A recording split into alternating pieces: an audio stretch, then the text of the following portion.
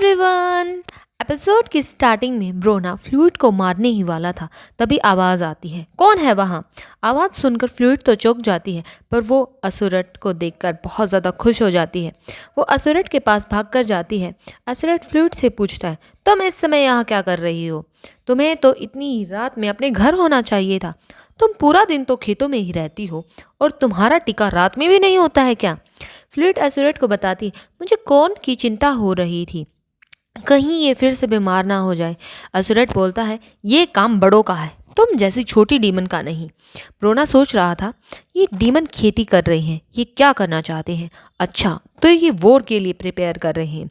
Fluid बोलती है, सारे बड़े लोग बड़ी मेहनत करते हैं, मैं सिर्फ खाती हूँ और खेलती हूँ। मुझे बड़ा बुरा लग रहा था। असुरट बोलता है, डीमन लॉर्ड ने क्या कहा था, क्या तुम्हें पता नहीं है कि बच्चों का काम सिर्फ खेलना और खाना पीना होता है? तुम बड़ी होकर काम कर लेना। जो बच्चे अभी पैदा हुए हैं तुम उनकी केयर कर लो, तभी तुम अभी सिर्फ यही काम कर सकती हो। असुरट तो फ्लूइड को डांट लगा रहा था, अगर तुम रात को ऐसे ही घूमती रही तो तुम लंबी नहीं हो पाओगी। तुम्हें अच्छे से ग्रो करना होगा, ठीक है? ब्रोना सोच रहा था, इनकी बातें इतनी अजीब क्यों लग रही हैं, जैसे कि कोई अंकल छोटे बच्चे को डांट रहा हो। वो रिचमोंड की भी बात याद करता है कि ये लोग ह्यूमंस जैसे ही हैं। नहीं, ये डीमन है जो इंसानों को खाते हैं। असुरट अभी भी तक फ्लूइड को डांट रहा था। फ्लूइड तो जोर जोर से रोने लगती है। वो तो उसे शांत कराने ही लगता है, तभी क्रोडोस वहाँ आ जाता है। क्रोडोस बोलता है, जैसा कि मैंने 4 हेवनली किंग से आशा की थी, तुम्हारे अंदर कोई दया की भावना नहीं है।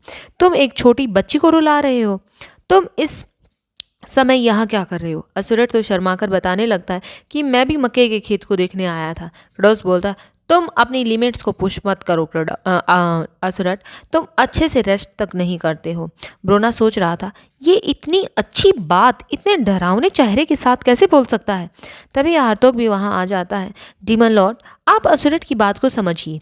जब से हमने फार्मिंग स्टार्ट की है तब से चीज़ें बदलने लगी हैं। हमने सीखा है कि ह्यूमंस पर हमला करने से कोई फ़ायदा नहीं है और ना ही दूसरे डीमन को खाने से। तभी सिरिगी भी वहाँ आ जाती है। सही कहा तुमने, मैं उस समय में वापस नहीं जाना चाहती, इसीलिए मैं भी अभी खेतों को देखने आई हूँ। बोल भी आकर बताने लगता है कि हम उस पुराने ज़माने से निकल कर खेती के ज़माने में आए हैं। क्रोडोस बोलता है, तो अच्छा, तो तुम सब यहाँ कौन को देखने आए हो, है ना?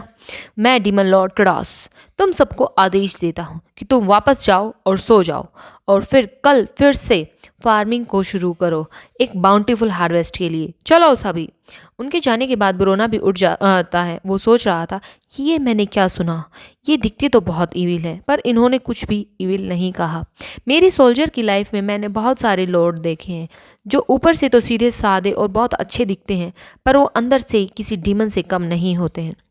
और जब डीमंस ने ह्यूमंस पर अटैक किया था, वो बातें तो सदियों पुरानी हो चुकी हैं। मैंने सिर्फ सुना था कि डीमंस इविल होते हैं, पर मैंने कभी देखा नहीं। क्या ये लोग सच में शांति चाहते हैं? वो अपने राजा की बात सोचने लगता है कि वो तो उन पर यहाँ पर अटैक करने वाला है। वो अपने आपको बहुत बेबस महसूस कर पा रहा था। वो वापस अपने टेंट की तरफ जाने लगता है, तभी उसके साथी उसको बुला लेते हैं। वो पूछता है, तुम क्या यहाँ पर सारे लोग इकट्ठा हो गए हैं? ब्रोना के साथी पूछते हैं, यहाँ पर कोई डीमन नहीं लग रहा है, अब हम यहाँ से निकलना चाहिए। क्या हम लड़ाई कर इनके डीमन लॉर्ड का सिर अपने साथ ले जा सकते हैं? ब्रोना उन्हें मना कर देता है, तुम सभी अपनी यहाँ पर अपनी टीम को रिकवर करने पर ध्यान दो। क्रोडोस उनकी बातें बाहर से सुन रहा था। वो सुनकर वापस लौट जाता है। ऑपरेशन सक्सेसफुल रहा। 4 हेवनली किंग्स, तुम सबने अच्छा नाटक किया। तुम्हारी एक्टिंग का तो लाजवाब नहीं। वो मूर्ख मनुष्य ब्रोना अब अपना हार्ट हमारे लिए खोलने लगा है। फ्लूइड बोलती है, मुझे बड़ा मज़ा आया। असुरट बोलता है, मैं वो सब दोबारा नहीं करना चाहूँगा। एक 4 हेवनली किंग्स एक छोटी बच्ची की चिंता कर रहा है। नहीं नहीं नहीं नहीं, ऐसा नहीं। क्रोडोस बोलता, तुम यही तो करते हो सारा दिन। बोलता है, मैं थोड़ा मनबुंदी हूँ, पर मेरे को लाइन्स याद नहीं रहती, पर जो मेरे मन में आया मैंने वो बोल दिया था। क्रोडोस बोल को प्रेज़ करता है, नहीं तुमने अच्छा किया था। हार्तोक बोलता है, हमारे पास इतना टाइम कहाँ कि हम फार्मिंग मेथड को सीख सके। वो सभी बोलते हैं तुम फार्मिंग करना ही तुम्हें अच्छा लगता है ना। क्रोडोस बोलता है, तुम सब ने बहुत अच्छा काम किया। मैंने तुम्हारे लिए एक कुछ तैयार किया है। ज़ैप्रोस, टीबोन, इन्हें वो चीज़ दे दो। ज़ैप्रोस अपने पास से स्टिकर निकालता है जिन पर टीबोन अपने पंजे की छाप लगाकर उन पर स्टिकर चिपका देता है। जनरल्स बोलते हैं, ये क्या है? क्रोडोस बोलता है, ये प्रेज स्टिकर है। चारों जनरल्स डीमंस की तरह हंसने लगते हैं। क्रोडोस बोलता है, हमारी खेती डूब चुकी है। जनरल की तो मानो हंसी गले में ही अटक जाती है। क्रोडोस बताता है, लिनस की वजह से हमारे आलू बड़े तो हो पाए, पर वो दोबारा रिप्रोड्यूस नहीं कर सकते। हमारी 3 सिस्टर फार्मिंग के साथ भी यही होगा। ज़ैप्रोस बोलता है, तो क्या फिर से हमें सीड लाने होंगे? वो बिल्कुल भी आसान नहीं होगा। क्रोडोस बोलता है, हाँ यही तो सोच सोच कर मैं परेशान हो रहा हूँ, पर अब ब्रोना हमारी साइड है। बाहर गेट पर से आर्टिनी उनकी सारी बातें छिपकर सुन रही थी। नेक्स्ट सीन सुबह से शुरू होता है। ब्रोना अपने टेंट से बाहर निकल कर खेतों की तरफ जाने लगता है। क्या डीमन सच में इविल है? लगता है वो हम लोगों से अलग नहीं है। मुझे अपनी आंखों से सब कुछ देखना होगा, कुछ भी डिसाइड करने से पहले। सारे डीमन खेतों में काम कर रहे थे। ब्रोना छिप कर डीमन को ऑब्जर्व करने लगता है। वो आर्टिनी को देख कर सोच रहा था कि ये वही विच है जिसने हम अपने गाने से पूरी ह्यूमन आर्मी को अपने घुटनों पर ला दिया था।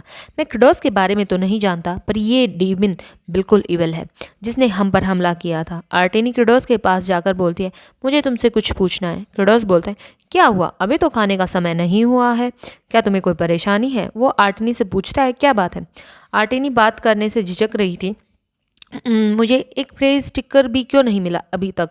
क्रोडोस और ब्रोना तो ऐसी बात सुनकर फ्रीज हो जाते हैं। क्रोडोस बोलता है, तुमने क्या अच्छा काम किया है? आर्टिनी बताने लगती है, क्यों? मैं सारा दिन फर्टिलाइज़र में काम करती हूँ, ज़मीन को लेवल करती हूँ और मैं सबसे कम खाना खाती हूँ। क्रोडोस बोलता है, ये तो कोई भी कर सकता है, पर आर्टिनी तुम सबसे पहले अपने डिमेरिट पॉइंट्स को हटाओ। आर्टिनी पूछती है, क्या? कितने डिमेरिट पॉइंट हैं? क्रोडोस बताता है, 1 मिलियन। क्या तुम्हें कोई आइडिया भी है कि बड़े लोगों को प्रशंसा करवाने के लिए कितनी मेहनत करनी पड़ती है, जबकि एक छोटे बच्चे को तो फाट करने पर भी प्रेज़ किया जाता है। आर्टिन तो इतना सुनकर दुखी हो जाती है। ब्रोना सोच रहा था कि ये वही लेजेंडरी विच है जो एक मामूली प्रेज़ स्टिकर के लिए इतना उदास हो रही है। तभी आर्टिनी टीबोन को उड़ते हुए देखती है। वो टीबोन के से पहले के लिए माफ़ी मांगती है, क्या तुम मुझे अपना स्टैम्प किया हुआ स्टिकर दे सकते हो? टीबोन तो उस पर गुस्सा कर वहाँ से भाग जाता है। तभी वहाँ से रिगी आकर आर्टिनी को उस पर वहाँ से हटने के लिए बोलती है। तभी वो आगे जाकर फ्लूइड से टकरा जाती है, पर फ्लूइड का सेवियर असुरट फ्लूइड को उठाते हुए आर्टिनी को ही कोसने लगता है। तभी हार्तोग आकर आर्टिनी से उसके काम के बारे में पूछता है, अगर तुमने अभी तक काम नहीं किया है तो तुम यहाँ क्या कर रही हो? जाओ अपना जाकर काम करो। तभी बोल भी ताना मारते हुए कहता है, जब तुम उड़ सकती हो तो तुम सबके बीच में क्यों आ रही हो? चारों जनरल्स इकट्ठा होकर आर्टिनी को भगा देते हैं। बेचारी आर्टिनी इतना सुनकर वहां से उड़कर चली जाती है। ब्रोना तो सोच में पड़ जा गया था कि ये वही स्ट्रॉन्ग डीमन है क्या?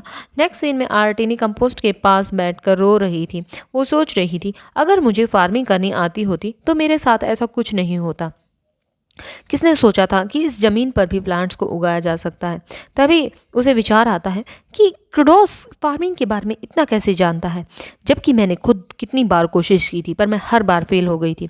तभी उसे याद आता है कि जब क्रोडोस छोटा था वो उसके पास आकर बोला था कि जो आपने हमारे लिए फार्मिंग टूल्स बनाए हैं, इनकी मदद से मैं एक दिन बड़ा डीमन बनूंगा, खेती करने वाला डीमन बनूंगा। उसकी बातें सुन आर्टिनी खुश हो गई थी। ठीक है, साथ मिलकर खेती करते हैं। वो छोटा सा डीमन अब सच में इतना बड़ा हो गया है। तभी वहाँ क्रोडोस आ जाता है। तुम सच में कितनी पैथेटिक हो आर्टिनी। आर्टिनी तो नाराज़ होकर बोलती है, तुम्हें अब मुझसे क्या चाहिए, जिसके पास इतने सारे डिमेरिट पॉइंट्स हैं, जो निकम्मी है, आलसी है, टायरेंट है। क्रोडोस उसे बताता है, मेरे पास ऐसा तरीका है जिससे तुम्हारे डिमेरिट पॉइंट्स को हम कम कर सकते हैं।